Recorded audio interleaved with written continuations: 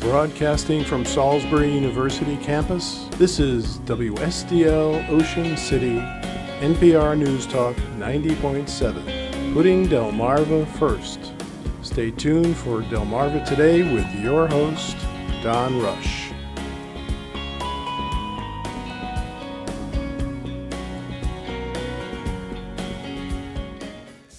The Second Amendment Sanctuary Resolution was up for a vote by the Wicomico County Council, and then it wasn't. Welcome to Delmarva Today. This is Don Rush. Sheriff Mike Lewis sponsored the bill, but given the atmosphere in the nation over the last 3 weeks, he decided now was not the time.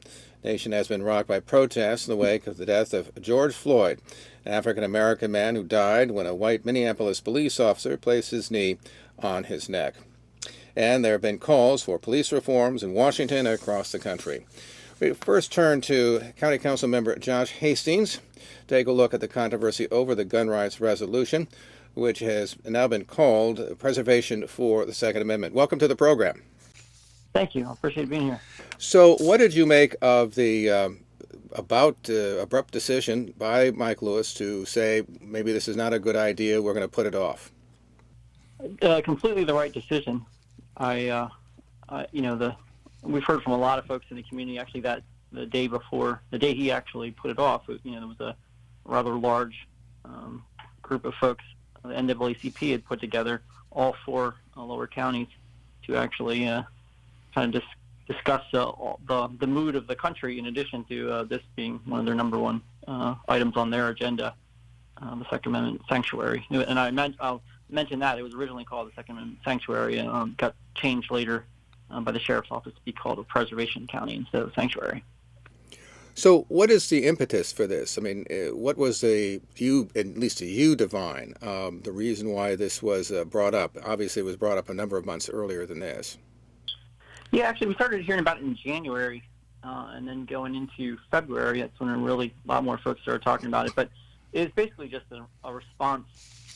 It's happening, of course, across the country, but it's a lot of folks who, I guess you should say, across the country who are not feeling like their voices are heard. And specifically here in Maryland, we had a couple bills at the Maryland General Assembly that were some viewed as being anti-Second Amendment. And so that just kind of fueled the conversation that, well, we need to do more at the local level. We need to have our local folks speak up on issues of gun rights. And so it kind of went from there.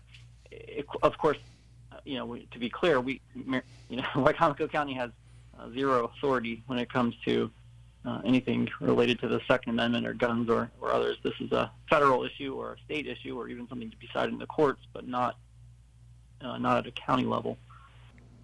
Now, I understand at least the original resolution, it called for three things, actually: not imposing a tax on firearms, no registration or tracking of firearms, and no confiscation of firearms and other things that are associated with firearms. What do you make of that list? This was a copied and pasted list from across the country.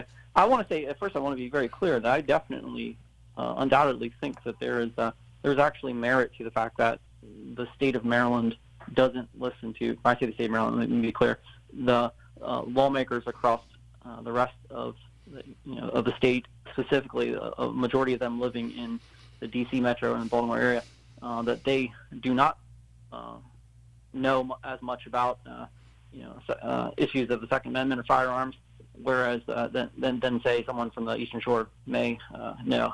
That being said, this actual the text and the language of the resolution that was presented to us originally was just copied and pasted from other counties across the country.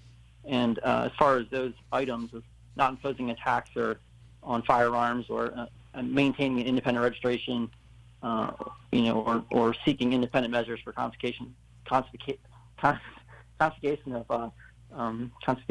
firearms, that's not something that Wicomico County would do or would even slightly consider. We barely have enough resources to take care of what we can currently do. I'm not really sure how the county is holding it together as is. So we're definitely not going out of our way to take anyone's guns or impose extra restrictions or anything along those lines. Now, there was a resolution compromise, I guess, that was offered up by a Second Amendment group. And as far as I could tell, there were three elements in the first paragraph they added, which was that there was the right of common defense. I assume that's firearms, regardless of race, gender, identity, position, or religious freedom. The condemnation of vigilantism, and a study of minority gun ownership. What do you make of that last minute offer that indeed the sheriff himself said he had heard about, was informed about, although he said that he had made his decision before he had heard about this? Yeah, well, I've actually been working with a couple of these folks for a while to try to find compromise. I grew up on a farm. I understand guns. I have a history there, and I know where a lot of the folks are coming from that are proponents of this original resolution. But it definitely doesn't pass the sniff test when it comes to making a lot of folks feel comfortable or included. So a couple of folks that actually came together at the last minute to try to propose better language. They were, you got a couple of folks from the African American community who are like, hey, we are gun owners. We just don't want this to feel like something that is only for certain types of people, or only put together for with certain types of people in mind. So I definitely agree that if we can do more for gun safety, and maybe that's something that was brought up, that would be something maybe that the county could help out with, is could helping provide free classes or reduced rates or something along those lines, or targeting specific groups of folks that actually want to learn more and do more when it comes to the Second Amendment. That they could figure out how to be better when it comes to handling firearms. I think that's all very positive. You said a moment ago that reduced rates. What were you thinking about that? Well, Councilwoman Nicole Ackley brought it up that there should be.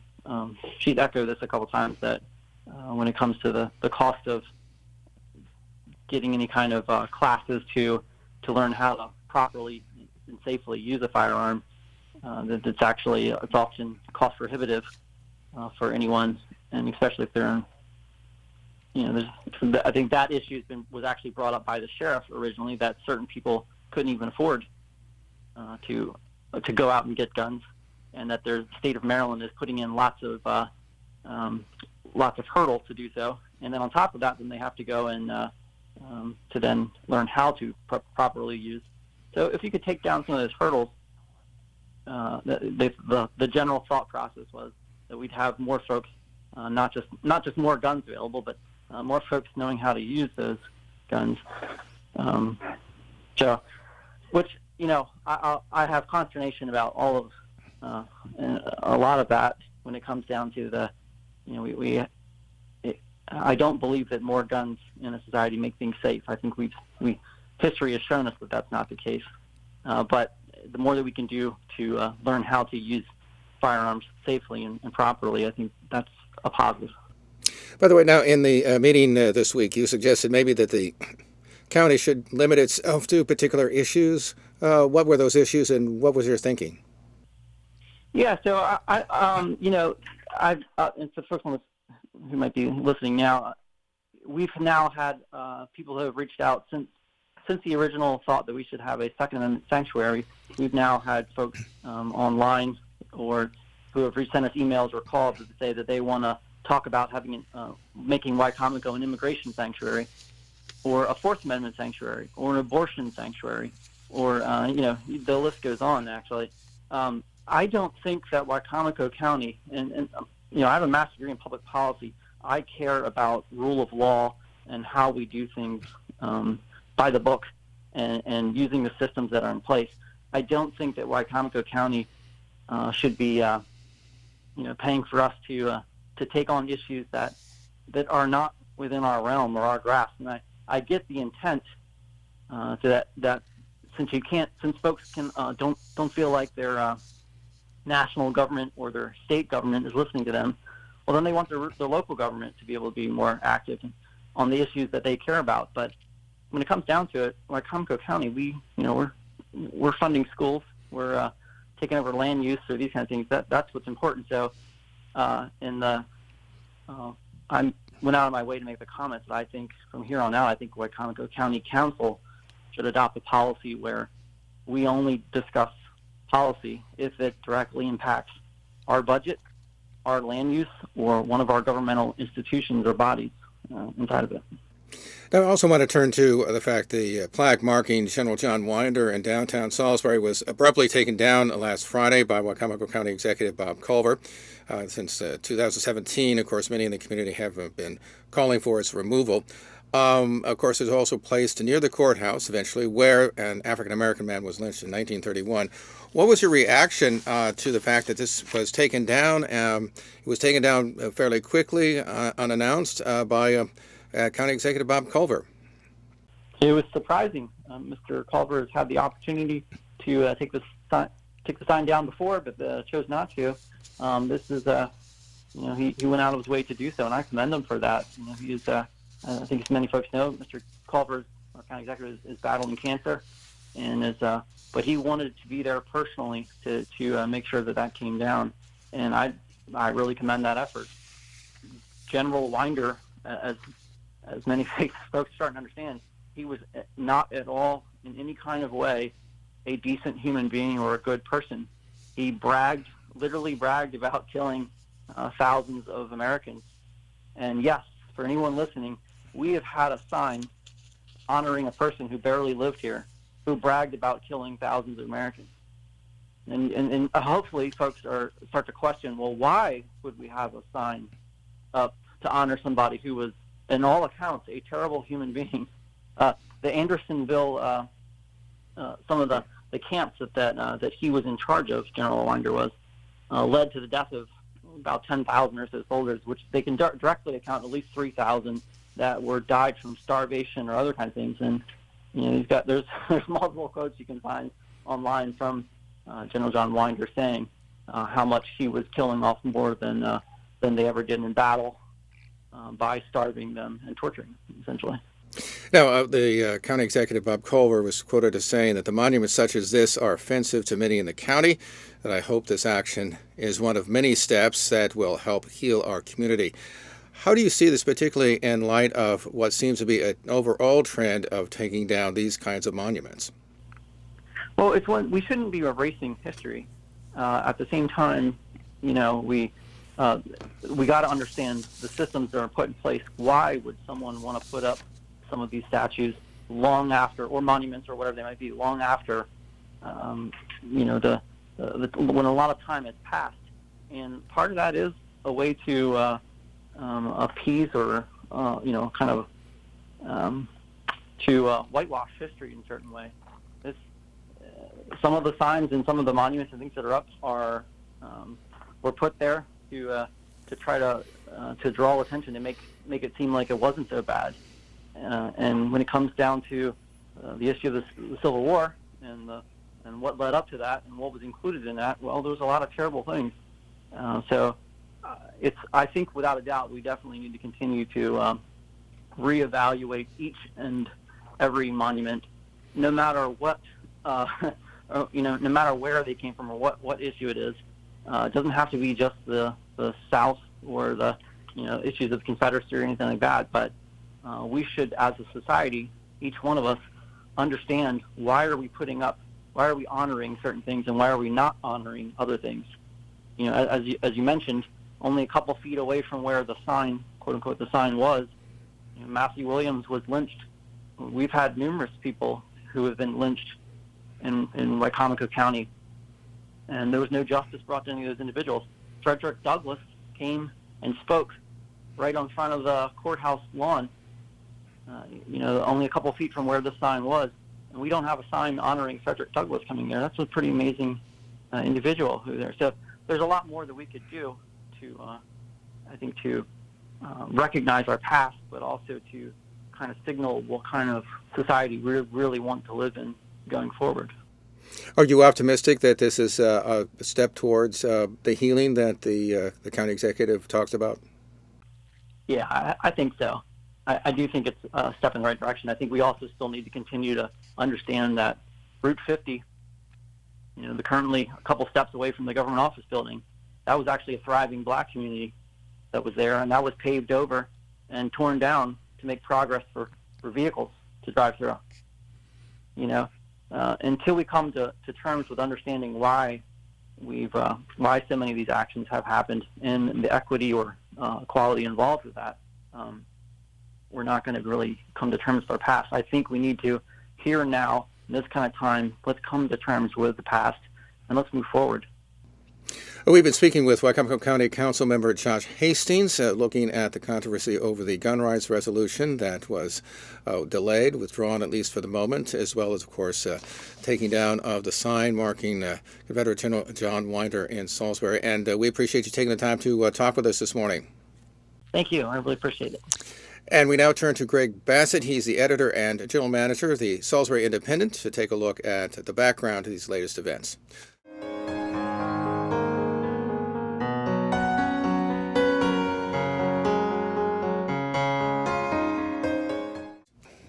We now turn to Greg Bassett, editor and general manager of the Salisbury Independent, to take a look at the background of some of these latest issues.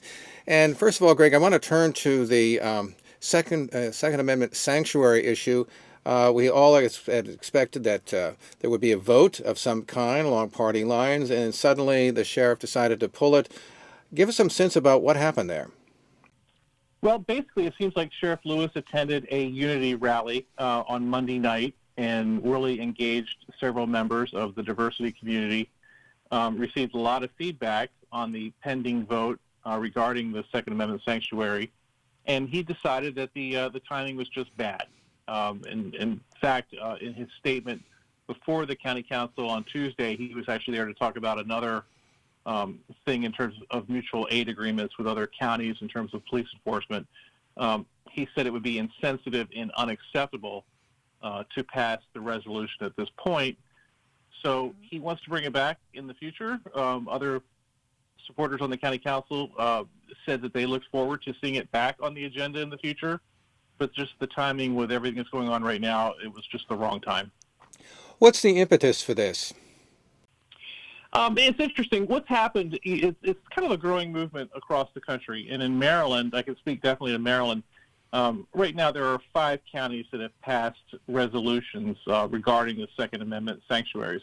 Allegheny, Calvert, Carroll, Cecil, and Hartford. So really Cecil is the only Eastern Shore county so far this past one. But down in Virginia, Accomack County and Northampton counties have both passed them. But basically what the reaction is that the General Assembly in Maryland is passing different gun restrictions every year, and it's making it more cumbersome for some people to own firearms. The one most recent issue was the state has required certain training practices. So if you're going to get a firearm, you have to submit to training. You've got to be able to pass like an NRA affiliated test, which shows that you know how to use the firearm. That seems to be bothering people because then they have to go out and take a class in using the firearm. There's an expense with that. It's added to the expense of firearms in general. So, so-called regular people who want to be able to arm themselves, it's more prohibitive than ever, perhaps, to own a gun. And they feel like this is a violation of those rights. There are concerns that states would pass even more laws concerning data banks and longer waiting periods to buy firearms, more restrictions. Perhaps if you're too old to drive a car in a certain way, if you're not physically able to drive a car, which you have to submit to some sort of physical test to see if you're able to fire a firearm correctly. So there's lots of concerns about this. So they're not able to get their viewpoints passed in Annapolis or heard in Annapolis. So they feel like they can go to a county level and try to implement some sort of an end around from the state regulations. I mean, it's been described as more symbolic than real in terms of actual action on the part of the county.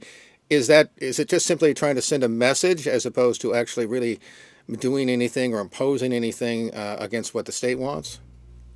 Yeah, I guess it's to send a message. I'm not really sure the intent. People, when they get up, what I've seen in terms of covering the county council, when people get up to speak about this, they talk about the resolution in a way that's just not accurate to fact in terms of what the resolution would be able to do. And if you read the resolution, it's really pretty tepid. I don't want to say it's silly, but in terms of force of law, there's not really a lot of stuff in this thing. And it is just a resolution. It's not a law. So a resolution is just the sense of the council at any given time. It's more of a, like, what kind of county do you want to live in kind of vote than a real force of law. So our sheriff, Mike Lewis, has said that he might decline to enforce some of the gun laws that have been imposed by the General Assembly. Now, he can do that. He says he's got a constitutional right. There are a lot of sheriffs who believe that they have a right to question the constitutionality of laws, and they can make constitutional decisions. The reality, though, is that only courts can make constitutional decisions. Legislatures pass laws. Courts rule on whether they're constitutional. A sheriff in a random county can't really deem the constitutionality of a law. They're supposed to either enforce the law. If it's the law is the law. You enforce it. If it's a bad law, the legislature needs to change it. That's the theory. That's how we do things. I don't think. Yeah, go ahead. So the idea that he could just randomly decide not to enforce certain laws could be a problem. So if he didn't enforce a law regarding perhaps a handgun limitation, and someone were to use that handgun illegally, then he could be liable for what happens because he didn't enforce the law. There's also the thing here in the background of this is the so-called sanctuary cities, which you hear a lot about. They are also called Fourth Amendment sanctuaries, in that people who do not have the right to be held and questioned in terms of who they are and what are you doing here, without real reason to ask those questions. So these sanctuary cities are also Fourth Amendment cities. And one of the issues that came up in this debate the other night, I hadn't thought about it, but one of the council members raised the issue like, well, are we going to become an abortion sanctuary county? Where does this end? Where will we decide that we're not going to enforce the federal laws or the state laws because they just don't fit what our community believes in?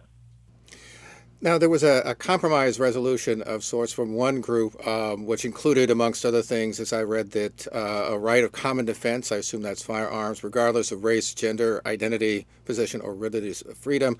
Also condemned vigilantism and a study of minority gun ownership. What are we to make of this group and this particular offer at a compromise? I mean, where does it come from? I haven't been able to do any good reporting on that yet. What I have learned is that there were 7 groups that were opposed to this, and I kind of lumped them all together in a story that I wrote. And I got some feedback like, wait a minute, we're not aligned with this group or that group or the other group. So even though there were 7 who were opposed, they're all opposed for different reasons. So the idea that there was a compromise, that was a surprise to me on Tuesday when I heard that. I haven't done the reporting I need to do to find out exactly what happened with that and whether that will come out again, if that will be incorporated into the next resolution that the county agrees on. So are we to expect a straight party line vote if this thing does come up? Well, it's interesting. It for whatever reason, it did begin to stack up as a complete party line vote. This issue's been percolating out there for more than a year. The council has been receiving letters, which during the pandemic they've had to read into the record. You would have random people come to the podium during public comments in the last year and a half, especially when the General Assembly last year and this year were talking about gun laws, saying we need to be a sanctuary county. And then this year, after the General Assembly, there was some sort of a organized campaign to really push for this thing. The sheriff first presented it in February formally to the council. That's when he testified on it. It had kind of like languished out there until, and I kind of got the sense that the county council was sort of dancing away from it. They didn't want to engage it unless they had to. And then Councilwoman Nicole Ackley, who was appointed just last year to the council to fill an open position, she seemed more curious about like what was going on with this thing, and she asked that they have the sheriff come in and testify about it. The sheriff did come in the spring. He had presented it to County Executive Culver in February. It sat in Culver's office for 8 weeks. It wasn't acted on. And then finally, it came out as an issue with the sheriff talking about it. It looked to me like the 3 Democrats on the council, McCain, Hastings, and Ernie Davis, were headed to oppose it. The 3 Republicans who had been there, Cannon, Dodd, and Holloway, all seemed like that they were in favor, and that Nicole Ackley would be the swing vote on this thing, whether it would go 4-3 one way or the other. I'm not sure where she was headed on this. She was certainly curious about it. She is a Republican. She represents a Republican majority district, so maybe she would have followed the party lines on that. Don't know where she would have voted, but then she was able to escape all that controversy on Tuesday when the sheriff pulled the resolution. I want to turn to another issue that came up, which was last Friday, the plaque marking General John Winder in downtown Salisbury was abruptly taken down by Wicomico County Executive Bob Culver. Of course, since 2017, many in the community have been calling for its removal, and of course it was placed near the courthouse where an African-American man, Matthew Williams, was lynched in 1931. Were you surprised that Culver made that decision? I mean, it seemed to come out of nowhere. Is there any sense about he had been thinking about this for a while? What's going on there? I get the sense from interviewing Bob over and over again, and on the record and off the record, that he really wanted this thing to go away, but he didn't really want to be the guy that made it go away. And I'm not saying he was weak on this. I just think he didn't want to have to engage the issue. Some of the earlier efforts to remove the plaque or the marker were unsuccessful. And in the context of what's going on lately, more and more, I don't want to say legitimate people, but more people that everyone in the community knows, business leaders, started to ask questions about this thing. There was another petition was put up on the internet. There was a lot of controversy about it, and it just seemed to get more attention than it ever did before. And I knew that Mr. Culver was going to be under more pressure. He's been ill. He's been, missing a lot, trying to deal with his illness, and so we don't see him as much. He's certainly in contact. If I email him, I get a reply right away. But physically, he hasn't been around as much. And there was kind of a movement to get some more traction on this thing, and then suddenly, out of nowhere, they went and took the sign down. And it was really a remarkable thing. I just happened to have someone there who was able to get photos and do a video. One of our community leaders, Mike Dunn from Greater Salisbury Committee, was in the area. I actually was nearby, but I was over watching them put the obelisk up in the Riverside Traffic Circle, the Fred Atkins obelisk. So I was at some place where something was going up while something even more meaningful was coming down, just half a mile away. But really a remarkable thing. It's certainly, I think, an act of courage on Mr. Culver's part. And he didn't go to great lengths to try to explain what he did. He just said, this thing's wrong. We're taking it down. Do you think this reflects the sort of general trend that we're now seeing with obviously the number of these kinds of Confederate statues and symbols being taken down? We also comes at a moment when the issue of race in America is being highlighted with, of course, the death of George Floyd. It all seems to be sort of a perfect storm in terms of producing this kind of result. Do you think that's part of this grand milieu of events that are taking place?